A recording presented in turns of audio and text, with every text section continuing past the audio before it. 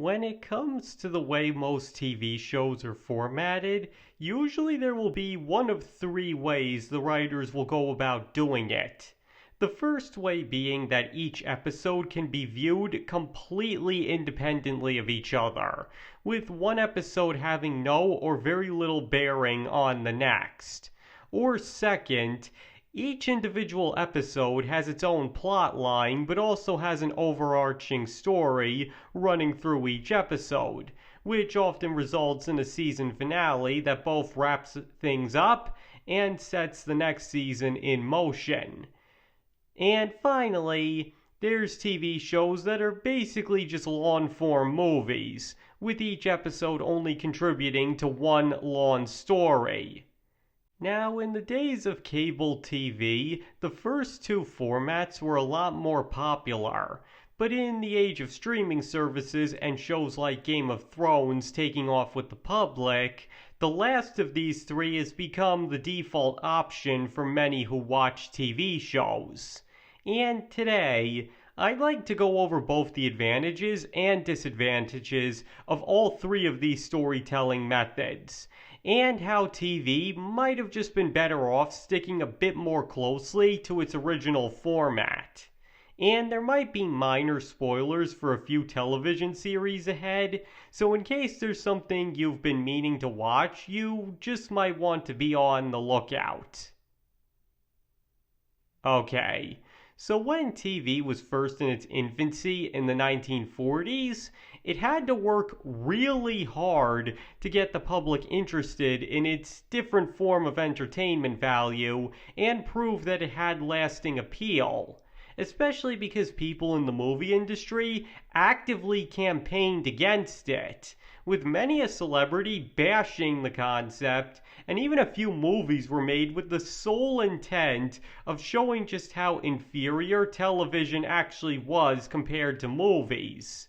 But obviously, the real reason for all of this was because they were terrified of the potential competition TV could offer against movies should it be successful. Now, while they were able to hold back the success of television for a couple of years, as has been proven many times, one can't hold back progress for long, and by the early 1950s, TV had managed to finally gain a foothold and interest with the public.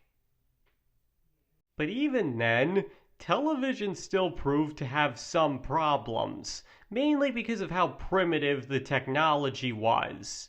And it was for this reason that at first, TV shows usually didn't tell traditional scripted stories like movies did and went more with real-life situations.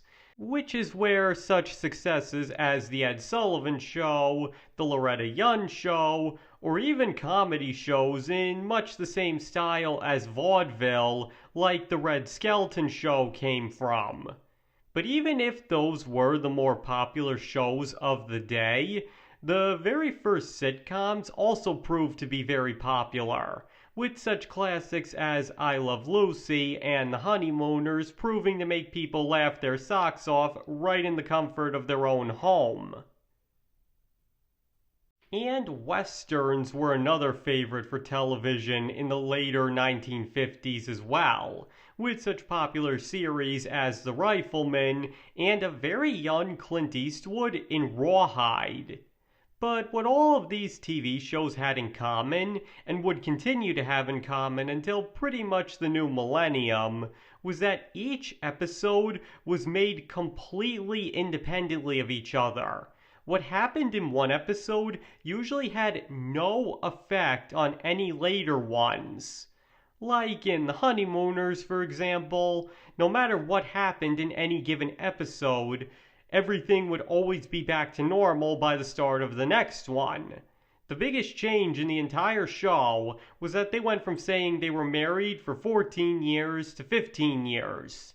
And this is also why westerns proved to be a very popular choice for television, because it was very believable that any given adventure the main character had would have no bearing on next week's episode once he moved to another town. The whole setting just suited TV of that era really well. Even the original Star Trek series ran on this exact same format. What happened in any given episode would never have any effect on any future episode, with a minor exception or two, and every episode could be viewed completely independently of each other. As a result, the show could sometimes have difficulty in trying to build tension, because it was basically a given that no matter what happened, the characters were going to be alright by the time it was over. Though that being said, it still does do a pretty good job sometimes of getting you guessing on how exactly that'll happen, and have a few red shirts die for there to be some stakes. But the point is, the reason most TV shows of early television were formatted this way was for one very simple reason. The audience was extremely unlikely to watch the episodes in order. Because of the random nature of cable TV, if somebody wanted to watch new episodes of a TV show as they came out, they would have to go out of their way to do it. And because the showrunners and creators of these series knew that most people were never going to do that, they had to make the episodes as independent from each other as possible. They had to make it so that if somebody were to just randomly stumble upon their show and decide to watch it, that they would be able to completely understand what was going on despite not watching any previous episodes.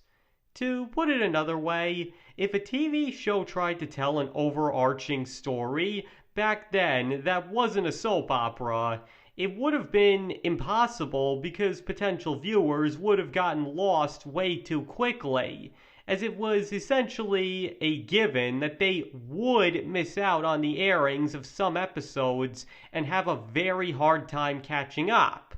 Because keep in mind, this was in the days before streaming and DVDs, where a person could simply watch the episodes that they missed with a few clicks of a remote. Back then, if you missed an episode, you had to wait until a rerun came along at a time that was convenient for you to watch it. And because the network executives understood that, they made sure that most TV shows were formatted so that all episodes could be viewed independently of each other, as that was more likely to keep people interested in the long term, as it allowed them to catch up on missed episodes potentially months after the fact, while also not hindering their enjoyment of newer episodes that they were able to watch first. Basically, the loose continuity of early TV shows was done more out of necessity than anything else. That's why it was considered so revolutionary when The Fugitive actually had a finale or definitive endpoint to it. And because most TV shows aired the same way for the next 50-odd years, this is why most TV shows were formatted in the same fashion.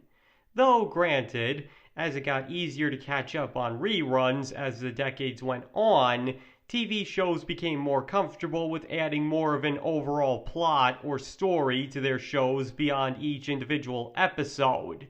But even then, some of the greatest TV shows, and particularly sitcoms, benefited from having each episode be independent of each other, with such examples as Everybody Loves Raymond and Seinfeld.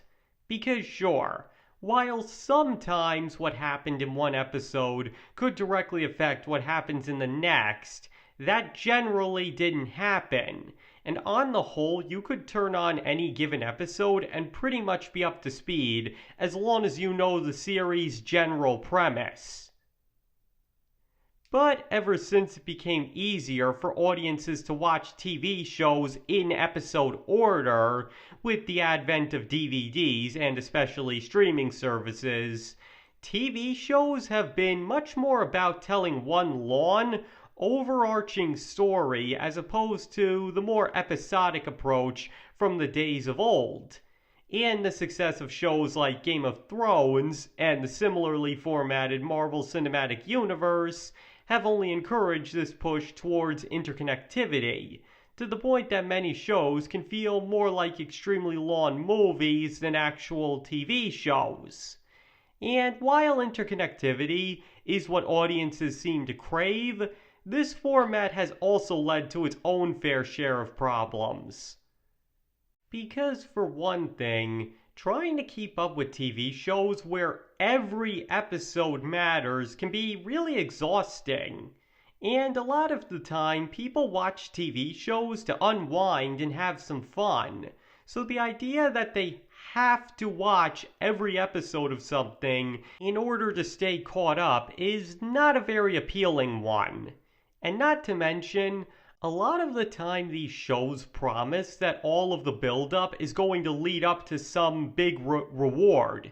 And more often than not, it never does, as many a Game of Thrones and Marvel fan can attest to.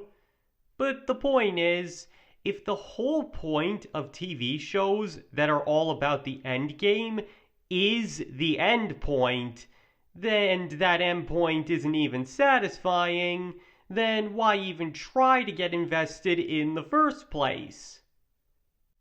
But that in and of itself can also be a problem, because in an age where stories seemingly never end, it can often feel like TV shows exist simply to set up whatever comes next, which then begs both the question of if it weren't part of something already, would you even watch the show?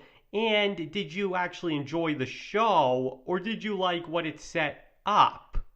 And while many a movie is also guilty of that, and maybe even more so, the point here is that it can make most TV shows feel like they're being made just for the sake of content, rather than simply to entertain the audience, which, if we're being real, is what a TV show is really supposed to be all about. Alright, so in the end, all of these different formats have their advantages and disadvantages. An episodic TV show can be more fun but have less tension and feel like it amounts to nothing, but a hyper-interconnected show can feel more worth watching, but at the same time less entertaining.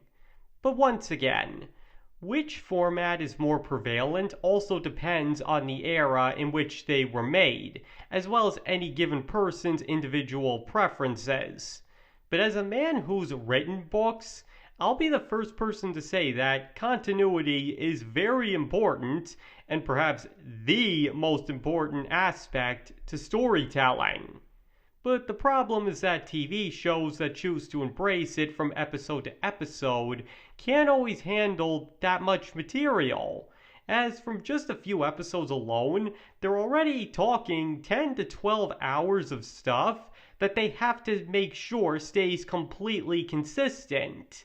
And once again, not every television writer is up to such a daunting task. And there's also a lack of variety in terms of format that seems to be hurting modern TV shows as well. My point is, interconnected, overarching stories are great when done right, but considering how many TV shows get it wrong, it might just prove that the more episodic approach of the 20th century still does have a place on modern television, and might even be welcomed by certain audiences, even in the age of streaming services. Okay, that's everything I've got on that. So now I'd like to hear your thoughts. Do you believe TV shows were better off when the individual episodes could be viewed independently of each other? Or do you believe that extreme overarching narratives in TV shows where each episode matters is the more ideal format? Please feel free to let me know in the comments below. And as I always say, you do not have to agree with any opinions expressed in this video. You are absolutely free to love watching any kind of television shows that you want to, and I nor anybody else can tell you you're wrong. And thank you all for watching. I very much appreciate all of it. And I hope to see you all next time.